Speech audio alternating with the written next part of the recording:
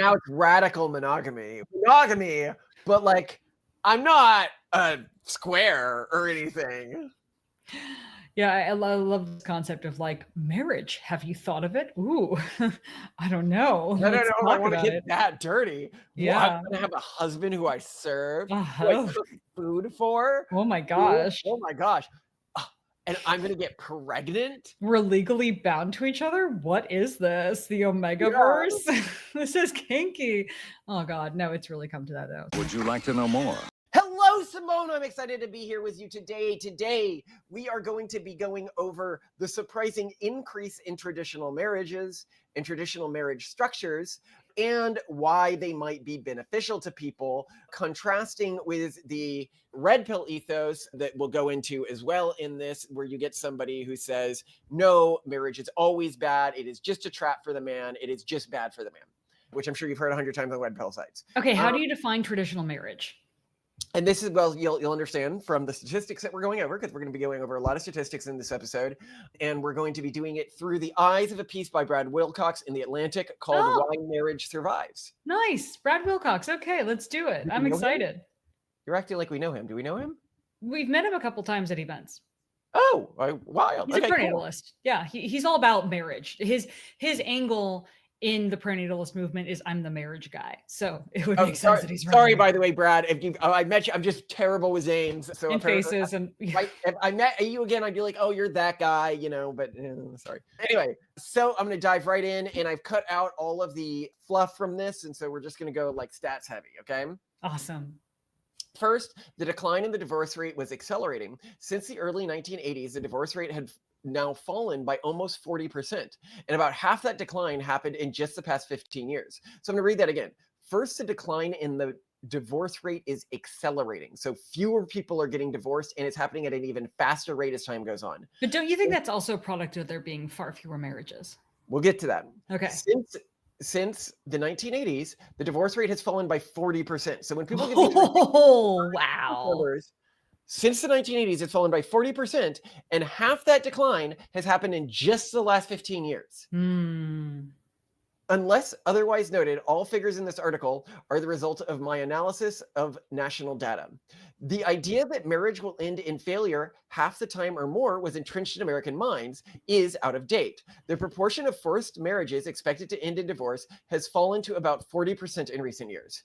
So number of divorces are falling, but still, 40% for first marriage. People, and I love it when people come to you will be like, that's my odds of getting divorced if I get into a marriage. And I'm like, no, it's not. Like, dumb people get married too. Like, thoughtless people get married too. People get drunk and get married in Vegas. Like, these people who are ending up, like, you influence the odds that your marriage will end in divorce by how much thought you put into that marriage when you went into it. It is not a staple 40% for every individual. If you go to me and you said, bet on these marriages ending in divorce, and I was given information on both people and how they vetted each other, and I placed bets based on logic, and then another person placed bets on just a 40% number, yeah. I would own that person. I would just completely come away with all the money, because it isn't a blanket 40%. It is a 40% conditional on the circumstances that you were in when you got married. Second. Yeah, I'm going to see if I can find prediction markets for divorce, because I bet that there are. I wonder if there's a prediction market for our divorce. I know there is for the number of kids we have. Market on the number of kids we'll have, but second, non-marital childbearing after almost half a century of increase stalled out in 2009 at 41%, ticking down to 40% over the last few years. So basically, for a long time, the amount of kids born out of wedlock was increasing, and it stalled out about 15 years ago, and it's been very slowly going down. For children, less divorce and a small decline in childbearing outside of wedlock means more stability. After falling for more than 40 years, beginning in the 1960s, the share of children living in married families bottomed out at 64%. In 2012, before rising to 66% in 2024, according to the Census Bureau current population survey. And the share of children raised in an intact married family for the duration of their childhoods has climbed from a low point of 52% in 2014 to 54% in 2024. So just to go over the bigger number there, after falling for more than 40 years beginning in the late 1960s, the share of children living in married families bottomed out in 2012. So basically, we saw this long period of decline and then a bottoming out, with things beginning to potentially turn around now.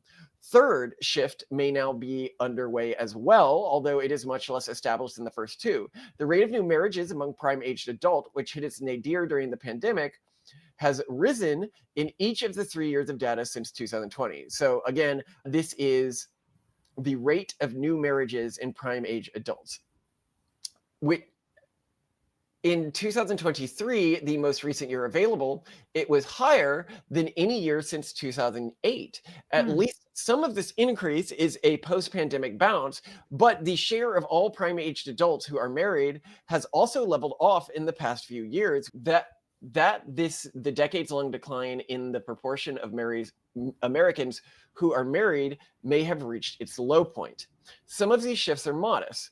Kunst was surely right that couples and families in the US will continue to live in a variety of arrangements, and particular caution is warranted as to the number of new marriages. It is quite possible that the longer trend towards fewer people marrying will reassert itself, but as a likely success story for those who do wed and as an anchor for the American family life, a marriage looks like it's coming back. Stable marriage is a norm again, and the way that most people rear the rising generation. The writing is very difficult to read here. He uses the grammatical structures I wouldn't expect. But anyway, I'm going to put some graphs on screen here. You get fewer divorces. So as you can see here, you have this sharp increase in divorces from the 1960s to like 1976, because boomers are just the worst generation in human history. We actually did an episode on that, and I thought it was a little mean, so I haven't posted it.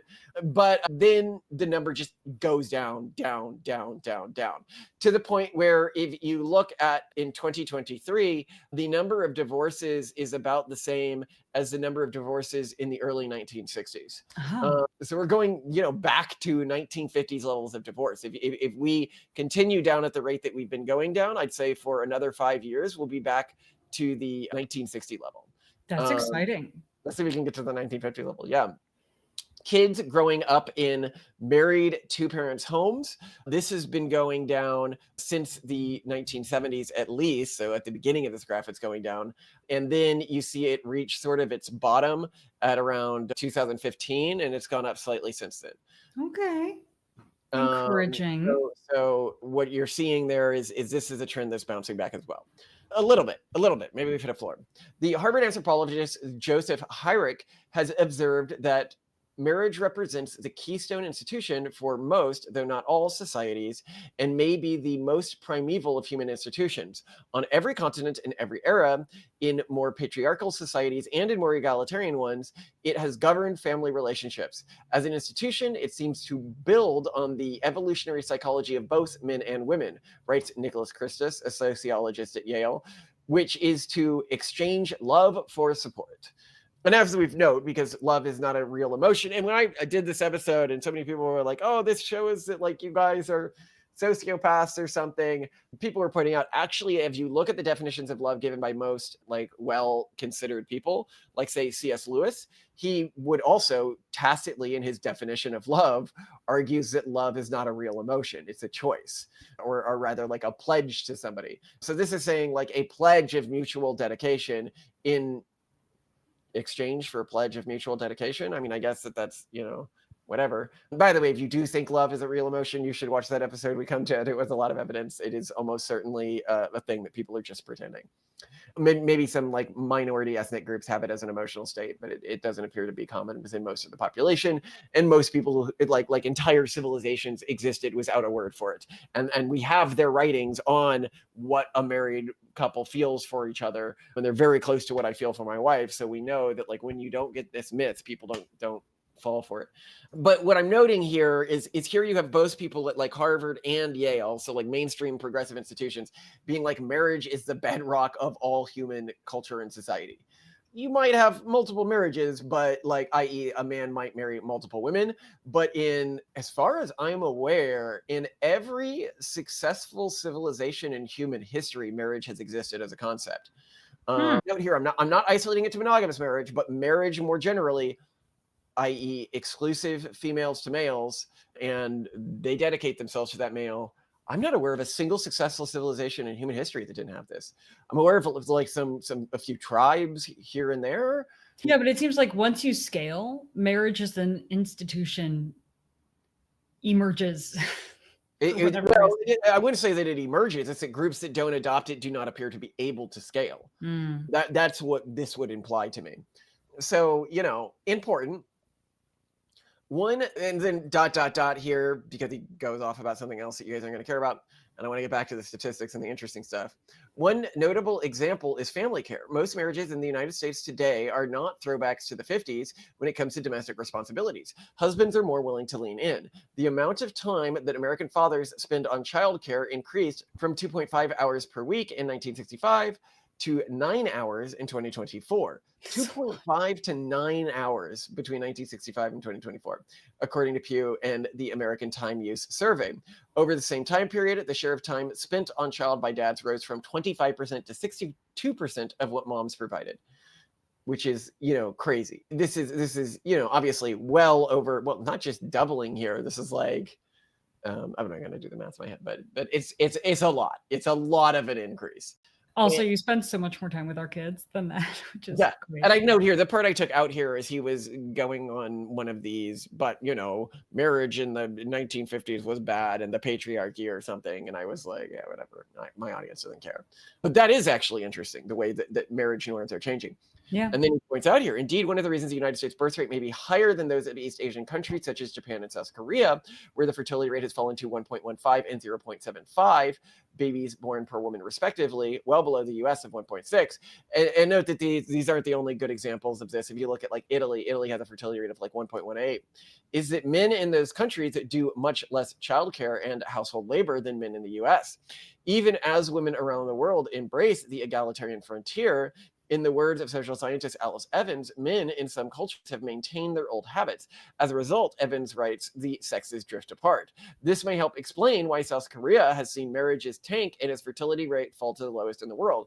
There's actually a great study on this by Arya Babu that looked at perceptions of a woman's role in a marriage, and the more a country thought that a woman's role, this was in Europe, was basically to stay at home and raise kids, the lower their fertility rate was. And this is why, despite Southern Europe being less wealthy than Northern Europe, which usually leads to a higher fertility rate, Northern Europe has a much better fertility rate than Southern Europe. Also, consider Latin America versus the United States, for example. Latin America is having an absolute fertility bomb right now, having very, very quick fertility collapse compared to the United States. I think very shortly, already over half of the countries in Latin America have a below the United States TFR. And I think very shortly, we're going to see Latin America more broadly fall below the United States.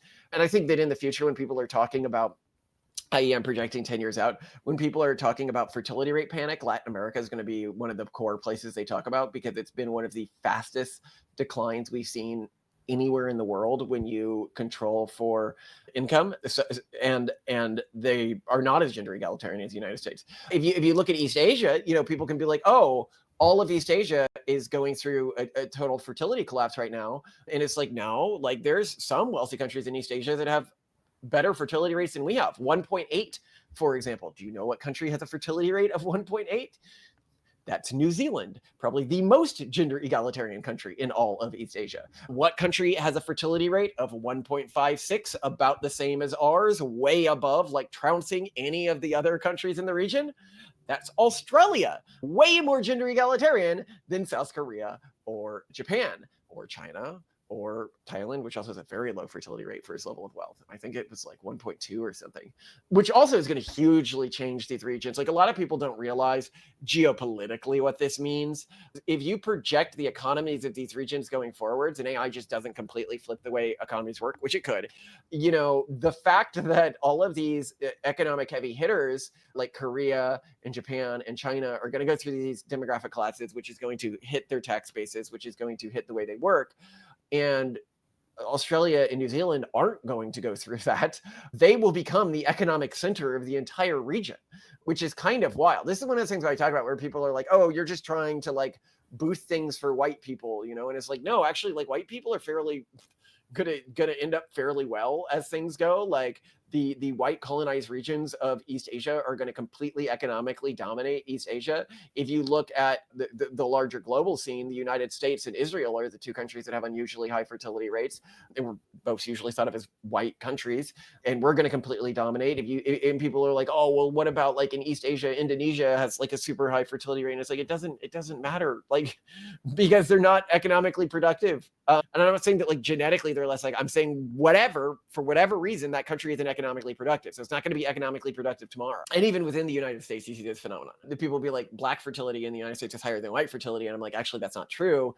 Or it's true with a huge caveat, which is that black fertility is the lowest ethnic fertility group in the United States for everyone all black people who are above the bottom 20% of black earners. Yeah, I think if we totally controlled for income, I don't know if black fertility would be better. Yeah, black fertility is actually super low. And this is really bad for the black community because it means that culturally, if the only parts of that community that are reproducing itself are the ones who are at the very bottom economically, that's going to reduce the community's ability to project itself economically within society, because the amount a kid has is correlated with the amount their parents make.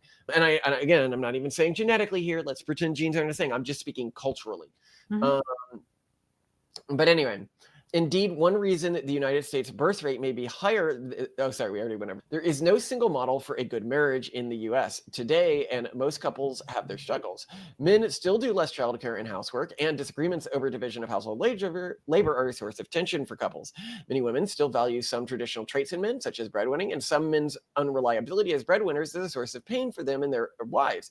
A 2016 study on divorce, published in the American Sociological Review, found that when a husband was not employed full-time, his risk of divorce shot up by 33% the following year. Ouch. That's really high, yeah. Well, no, that's risk of divorce. Sorry, that's not the absolute rate of divorce. Okay. But what's important here is when the wife is unemployed, her odds of divorce do not change. Employment differences among less educated men are the big reason marriage rates are lower among the working class than among college graduates. But on the whole, marriage confers benefits to. Before we get into this, you have any thoughts on this? Because you haven't talked much during this piece. I'm just absorbing this. I want to understand better how this correlates, though, with the falling rates of marriage and the falling rates of fertility in general. Like it doesn't really mean anything in isolation. Well, I think that what is upstream of falling fertility rates has been falling marriage rates. And if we are, it is, and Brad Wilcox absolutely argues that. I mean, probably here and also elsewhere. But if there are fewer divorces, for example, I mean, does it matter so much when like basically only the most dedicated people are getting married? Actually, yeah, it does, because those are the people who are going to have kids more likely. Consider, our society is basically going through a form of like correction, right? Yeah. Which is more people are realizing. Simone and I were actually talking among ourselves about a friend of ours who previously would have been fine and did publicly identify as polyamorous, and now wanted to publicly identify as monogamish or monogamous more generally. And it's just become like not cool to have like alternate types of marriages anymore. The traditional marriage structure has become the way that people want to signal themselves to the outside world in a way that I think is transformative, because it means a lot of young people, like young type A people who just want to do the right thing, are now like, a lot of time, like they used to be like, oh, I gotta go out and I gotta sleep around, like a young girl was telling you this. Yeah, like, for a while, everyone was, I mean, maybe this is still the case, but for a while, it seemed like everyone said they were poly. Yeah, and now we're at this time where a lot of people are like, hey, People have heard our podcast where you say this and they're like, you must have had some weird friends. And it's like, well, we lived in San Francisco, so deal with it. But anyway, you, what was I going to say here? Marriage, monogamy. Oh, yes. We have a sort of a societal shift in what's cool. And that shift has meant that a lot of these type A people who sort of live their life on rails are now like, okay, now I get married young, and I have lots of kids. And that's a good transition from the old world, where people were just like, I get married and then I have kids and I don't really think about it. And everyone equally fell into that bucket. Where now it's increasingly the considered people who are falling into that bucket, and the people who have a resistance to just doing what the urban monoculture says who fall into that bucket. And I think that sort of weeding out of this huge section of the population is very good for society. But anyway, here he goes on. But on the whole, marriage confers benefits to women and men alike. According to a 2024 General Social Survey, married men and women ages 25 to 55 are more than twice as likely to be, quote unquote, very happy with their life as non-married peers. Married people, men and women both, live longer, are more financially secure, and build more wealth than single Americans.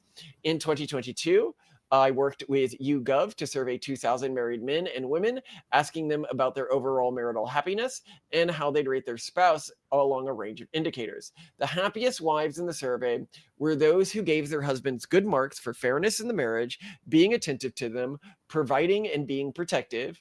Yes, that's making them feel safe physically and otherwise. And I'd note here, if you're going into this as like a red pill mindset, you can go into your wife as like this thing you want to tame and contain and have serve you. But if you go into it with that much over that mindset, you think about what you're getting. You're getting like an animal that begrudgingly respects you because it lusts after you because you're so alpha, right?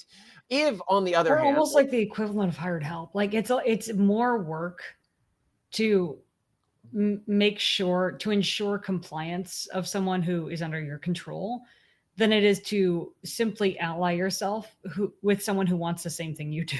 It's exactly. A lot easier to do the latter. And here you're seeing, if you are allied with somebody, what makes them like you? It appears that it is fairness. Okay, so a degree of gender egalitarianness was in the marriage. I mean, fairness doesn't always mean gender egalitarian in a traditional sense. Like our marriage appears very gender inegalitarian, where you do on mostly female roles, I do mostly male roles. But we each pull our weight and don't feel like, we're being taken through that and try to balance. We don't even really try to balance. We both try to do the most each of us can. I never think about balance. If I could do more, I would do more. Like I just, and I think that's really positive. Being attentive to them. So being attentive to your wife. I know that's not red pill. That's not whatever, right? But that is trad. That is what good men used to do for their wives, right? Like my wife will note that like when she's looking to like try to bend over to pick something up, I know when she's pregnant, she hates bending over. So I always try to run over and help her with it or ensure nothing is on the floor in any room she enters. And the kids put a lot of stuff. And I feel like you're handing me a rose every time you pick something off the floor. It's so romantic. I'm like, oh, swoon.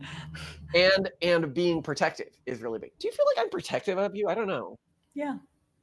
You're always trying to make sure that we're shored up on all fronts. Oh, I guess you're right. That is protection. Mm-hmm. Specifically, 81% of wives, 55 or younger, who gave their husbands high marks on at least 3 of these qualities were very happily married, compared to just 25% of wives who gave them high marks on 2 or fewer. And in part because most wives were reasonably happy it was the job their husband was doing on at least 3 out of 2 of these fronts. Most wives were very happy with their husbands, according to the survey. In fact, we found that more than 2/3 of wives within this age group, and husbands too, were very happy with their marriage overall. So to go into that, in fact, we found that more than 2/3 of wives in their group and husbands, so 2/3, were very happy with their marriages. Some people are like, what's the chance I'm going to be happy with my marriage these days? 2/3. If you assumed it was average. But again, it's not average. It's 81% if you are being attentive to them, being providing, and treating your marriage with a degree of fairness. Mm-hmm. And this is the thing where it's like, well, I don't know what the probability of getting in a divorce is. It's like if you go into the marriage with an overly red pill mindset, it's pretty effing high.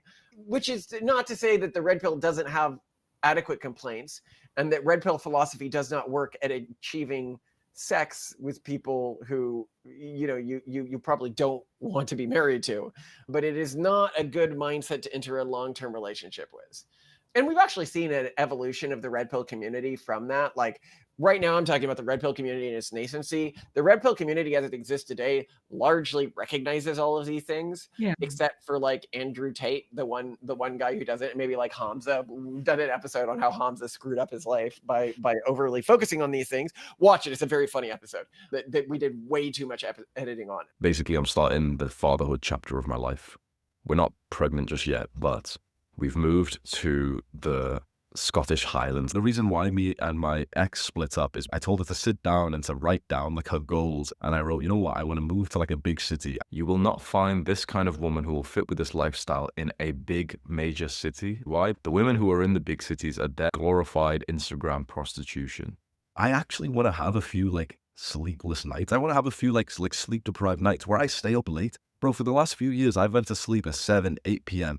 You couldn't imagine the amount of like parties and social events and dinners that I've missed. I know what goes on in these parties. And the issue was that the girls that I was meeting from these places, just like I was as well, were all low quality. It's a low quality place to be. I wanted to be super social. I wanted to have some late nights where we stay up and we're social and there's a party that we go to and everything. But she saw it, and I'm not going to lie, like I could see how like offended she was, where she was quite like pressured. She was like, wait, you want to do this? Oh, you want to do that? You want to stay up late, but that's unhealthy. Those party girls, like the party, low quality, degenerate TikTok type of girls, they are attracted to the party, low quality, degenerate TikTok type of guys. Fine. Like trash can stay with trash. Because for hers, she wrote that she wanted to do more of the things that we were currently doing. It's wholesome. And you know that she's an awesome girl for that. She doesn't want to be around like, you know, like party girls and whatever. I just realized like we're actually going into 2 separate seasons right now. Fine, like trash can stay with trash. This is going to sound weird. You need to be hit in the face.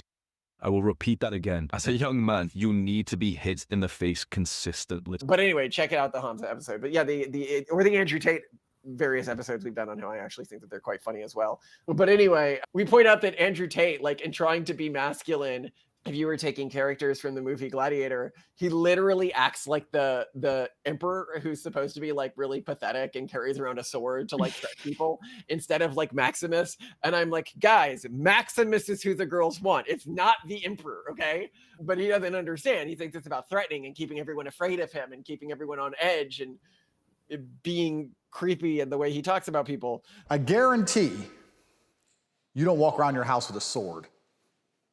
Because you're not a commander. I'm a commander. You know, like when you command the troops into battle. So I walk around my house with a sword.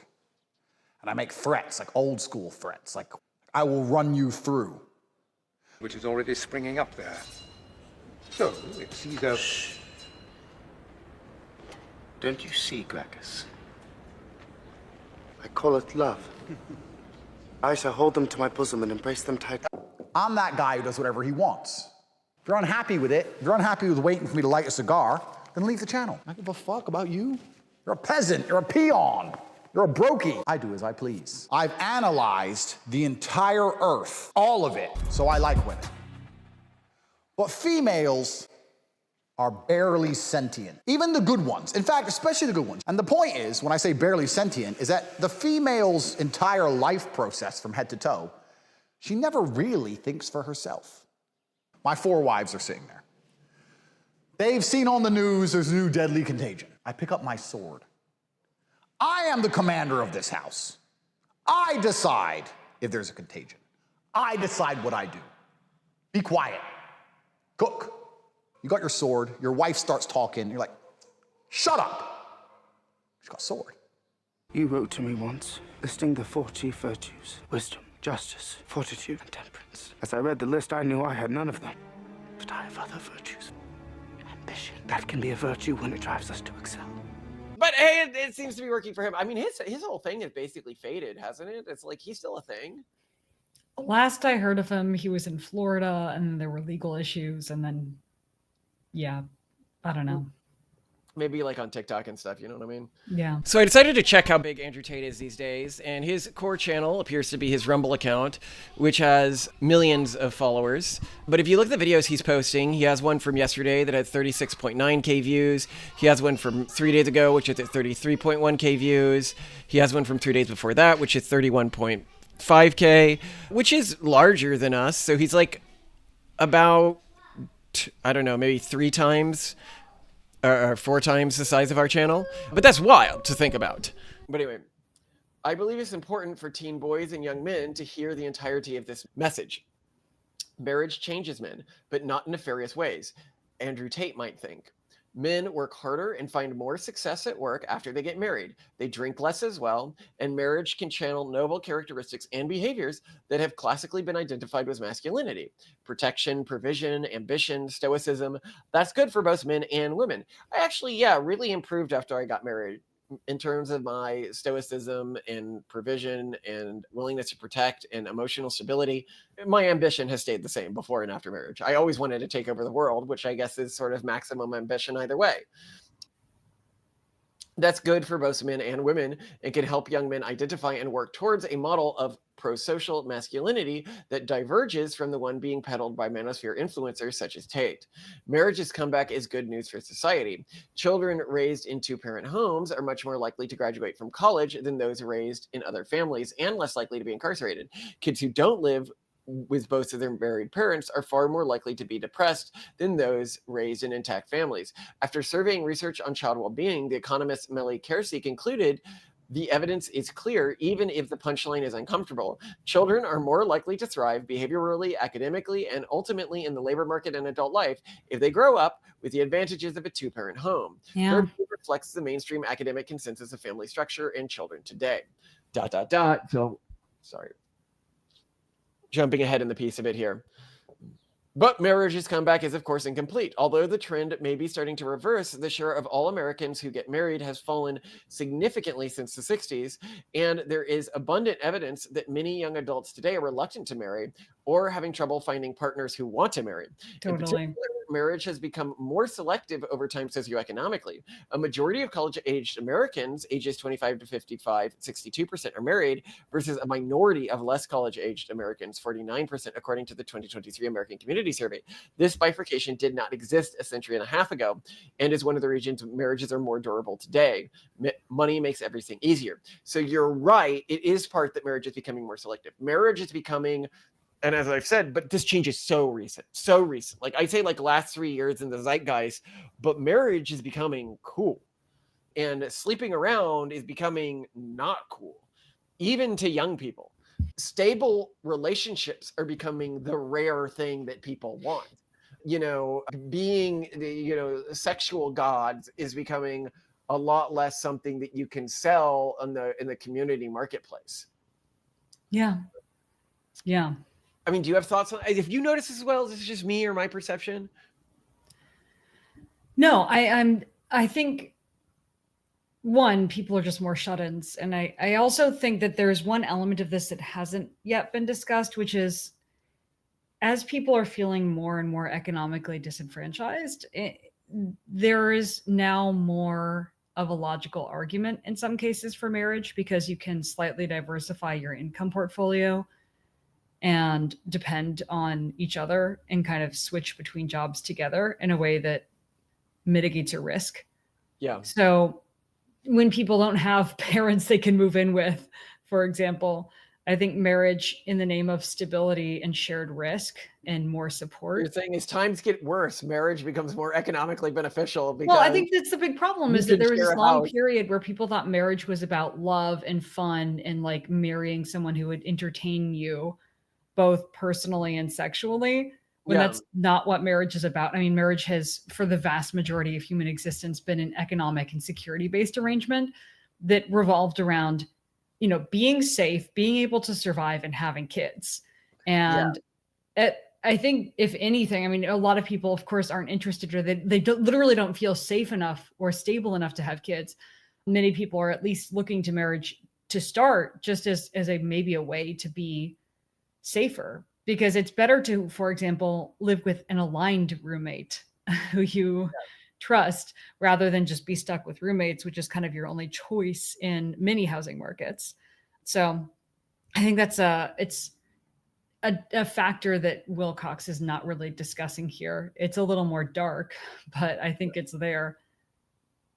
But the idea that successful marriages are attainable only by certain groups today is misguided. Since 2012, divorce rates have been falling for working class Americans and Black Americans too, and the share of kids being raised in married families for these two groups has stabilized. In fact, the proportion of Black children being raised in married parent families rose from 33% in 2012 to 39% in 2024. Okay. And across both class and racial lines, marriage is linked to greater happiness, household earnings, and wealth for women and men. ... Marriage is not for everyone. Of course it isn't. But men and women who are flying solo without a spouse typically report their lives to be less meaningful and more lonely. The share of unmarried men ages 25 to 55 who say they are unhappy in the General Social Survey more than doubled from the late 1990s to the 2020s. That fact alone highlights just how wrong Andrew Tate is about men and marriage. Now, what's really interesting here is this doubling happened from the 1990s to the 2020s. So we're looking within a group here, the amount of unmarried men who say they are unhappy. And so what we're seeing is that unmarried men no longer perceive the state of unmarriedness as being satisfying as much as they used to. I mean, I think that that's because culture is shifting. Yeah.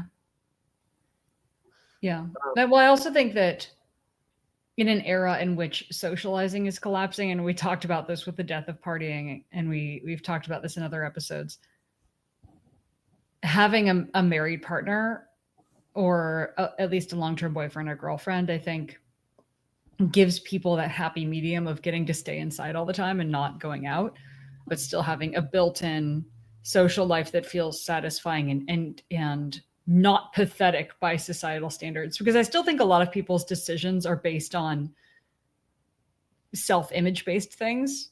I agree. Yeah. I mean, most people are basically NPCs trying to maximize a particular self-image. So they want a way to be able to never leave their house without seeming like a complete failure. And if you're never leaving your house, but your wife is there, and especially if your wife and kids are there, Simone, then you're just a responsible dad, right? This is our culture and not all cultures. Okay, that's true. A lot of people. Different. We got this message from one of our Jew friends recently, and a conservative Jewish guy, a really great guy. But anyway, he was giving a life update and talking about how their childcare situation had improved, so that now he was able to go out to dinner with friends 4 to 5 times a week, he said, not 2. 4 to 5 times a week. That's what he said, yeah. Oh my God, it reminds me of that scene in the IT Crowd when he's like, do you get your fruit, your 1 or 2 fruits or veggies? And he's like, yeah, I mean, I guess I do. And he goes, a day. And he goes, a day? Do you get your 5 social interactions? Oh, I mean, I certainly try to. I would say I probably do. For a week? A what? Of course, in my head, I'm thinking a year. A year, yeah, that's like per year. And I'm like, oh, what? Oh my God. And I understand that this person is biologically not the same type of thing I am. Yeah, because if this person were to enter our minds and like live in our bodies, the very thought of that would be so horrifying. He would just start vomiting uncontrollably and then have a seizure. Like, I don't know. Really? No, really. It's literally like asking, like, how many times a year do you want to pay taxes? Well, I know I need to do it, so I do it, the couple times per year. And this person's like, I get to pay taxes 4 or 5 times a week now. It's a blast. Oh. I just had to have a social interaction with somebody, and I hated it. Who we were in a business transaction with, and I want to enter a world where all of my business transactions are just with you, so I do not need to talk or engage with other people. But fortunately, the people we have working on all of our developer teams are pretty good these days. It's just like the other entrepreneur types that are really frustrating me at this point. I think most of the people we work with are really amazing, but even working with people that you love can be very stressful. But yeah. I think some people just live for it. They love it for whatever reason. But I do agree with you that the portion, if we're right, people can go to our episodes of Why Do Jews Have Friends, that the portion of society that's like really into these larger friend networks is actually coming from some minority cultural groups in terms of their influence on wider culture. And a lot of Americans actually just do not want wider social networks.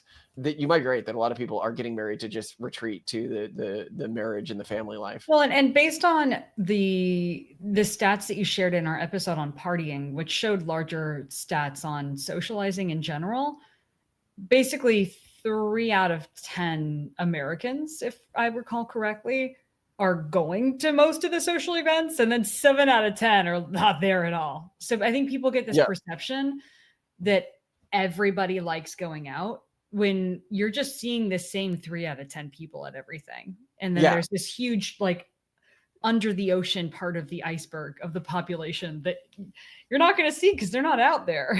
that is hikikomori maxing. Yeah.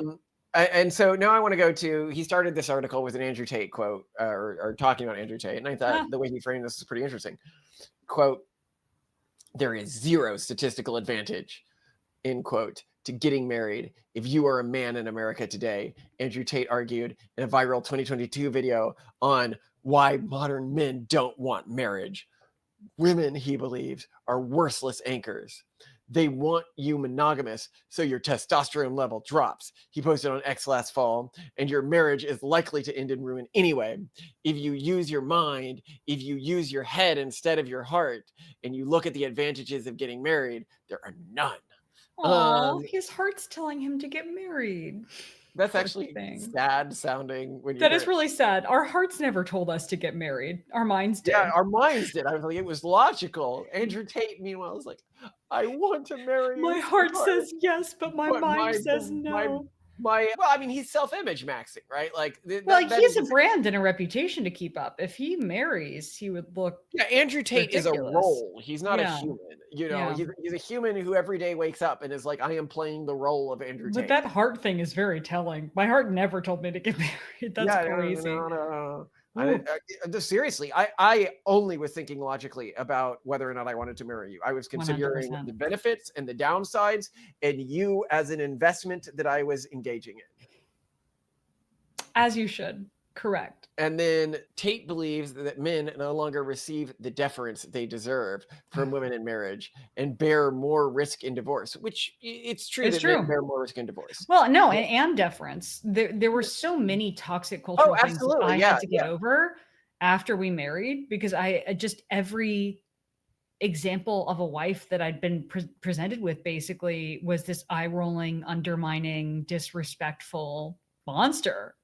I didn't have good examples. Right. I think the thing is good women don't want to be disrespectful to their husbands. No, but they don't have they don't have a better example to run by. So if they're running off templates. Right. But what I'm saying is we'll have an episode that's coming out. I don't know if it'll come out before this, but it'll come out soon, is on how to train your wife. And it goes over this, like how to go through this. And it's mostly not like Andrew Tate style training. It's mostly just sit her down and logically think through this. Hey, when you do this stuff in public, it makes me look bad. Do you want to make me look bad in public? And if you're with a woman who's like, yes, I do, you probably don't want to marry that woman. Yeah. But most women will be like, I don't want to make you look bad in public. Like, let's talk through how I cannot make you look bad in public. Well, also, I don't even know if we brought this up in the episode. Yeah, we didn't. But a really good point you have also made is, how does this make you look? Okay. Yeah, how does this make you look? Because I think a lot of women don't think about how toxic and sharp and venomous and cruel they look when they undermine their husbands. Yeah. Like, you may think that you're making your husband look like a doofus, or that he is a doofus, but you look like a cunt. Like, there's no better way to put it. But I mean, and I was very guilty of this, and I still am guilty of this sometimes. But I think you're reminding me of that was also like, it reflects poorly on the marriage. It hurts the man and it hurts the woman publicly, probably hurting the woman the very most. Yeah. No, I definitely, when I see a woman talk down about her husband or something like that, or try to be sassy, because for the longest time, women needed to be sassy. And now, and they took pride in this. They took pride in appearing sassy. Yeah, that is less in vogue now, encouragingly. encouraging. Well, I mean, you look at young people today, they drink less, they do less drugs, they go out less, they party less, they, Yeah. you know, and people can be like, oh, that's just because they have less money. And it's like, well, they spend more money on takeout, you know, like, Yeah, they spend they're money spending a on lot of really money they don't have. So that's not an excuse. Yeah. And then to continue with this part, he goes, he argues that men should focus on getting strong, making lots of money, and using, but not investing themselves in the opposite sex. His evident appeal, clips of Tate garner hundreds of millions of impressions on YouTube and TikTok, would seem to be yet one more sign that our oldest social institution is in trouble. So that's how he started the piece. And I think that I actually think that one of the reasons why Tate is declining in sort of the public mind share when he was the #1 conservative influencer a few years ago is that's not what people want anymore. Like, there was sort of this height of this generation of red pillars, and then people were sort of like, but isn't there some other option? Like, okay, the way we used to do things doesn't seem to work exactly anymore. And the weird, lifestyle that the urban monoculture imposed on us, where women are this and women are that, and they're always the victims and men are the oppressors, that seemed really toxic and led to a lot of negative externalities in dating and everything. And then there was the reactionary culture to that, which was like red pill, Andrew Tate culture. But I think that this generation just sort of saw all of those crazy pendulum swings of the last generation and is like, can we just find out something that's going to work? Like, be reasonable. Yeah. Yeah, can we just try to be reasonable instead of being like bitter, like all, when they come to you and they go, well, your marriage is likely to fail. And it's like, yeah, but it's not, first of all. And then second of all, if I am considerate about it and I get married to someone I like, and I get married to somebody who supports me throughout my life, the quality of life that I have access to is so much higher than the individual who doesn't. Absolutely. The security I have access to is so much higher than the individual who doesn't. Mhm. So why are you trying to suck me in, your crabs in a bucket mentality? The whole, the community will talk about crabs in the bucket with women, and they won't admit that that's what they're doing. So many of the people who lead, sort of the don't even try to get married philosophy movement are divorced men. Keep that in mind. They're not never married men. They're divorced men. Andrew Tate is actually one of the few never married men in the community, but I mean, he's functionally married to his brother.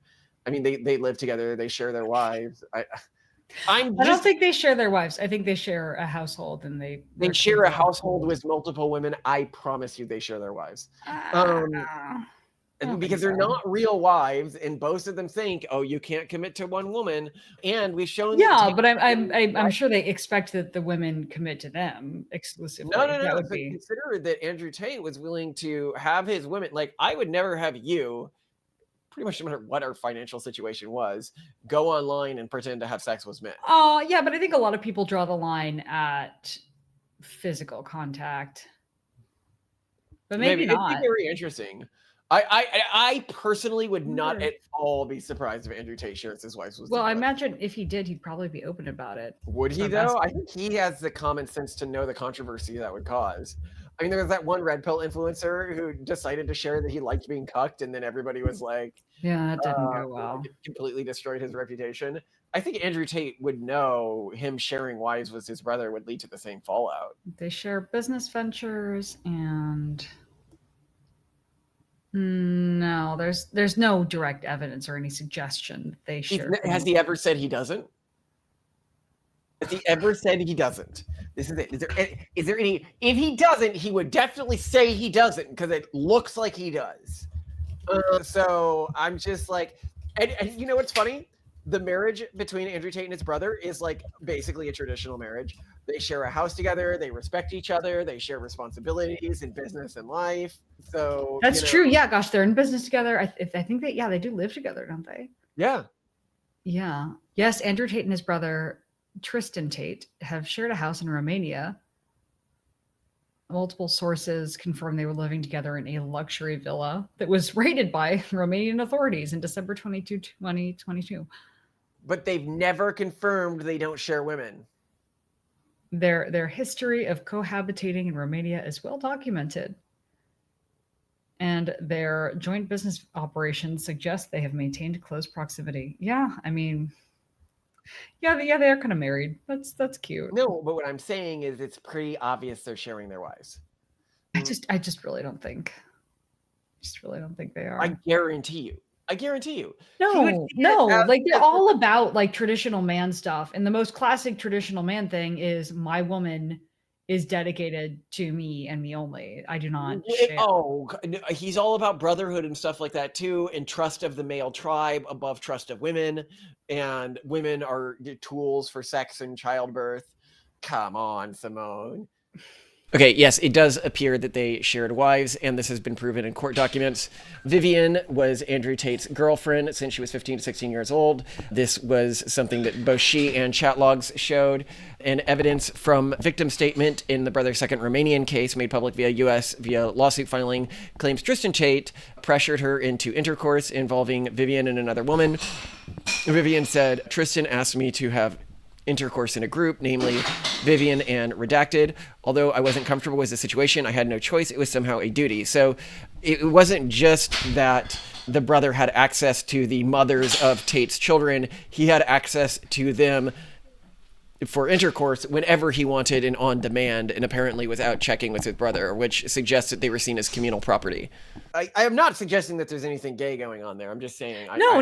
Well, no, there's nothing gay about sharing female partners. And I know like there are some, actually quite a few, several spontaneously evolved traditions whereby if a woman's husband dies, she is then automatically married to the brother of that man who died.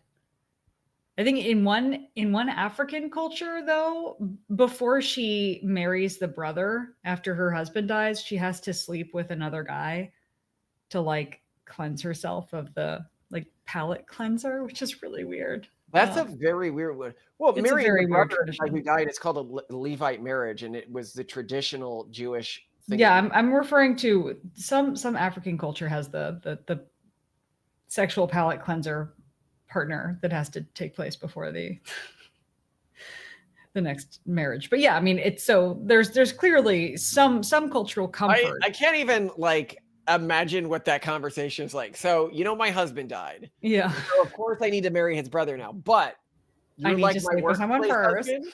So are you interested? Yeah, I don't know who makes the selection, or if there are dedicated people who are like, I'm the stud of this village. Come to me when your husband dies. I will handle it professionally. I have female references.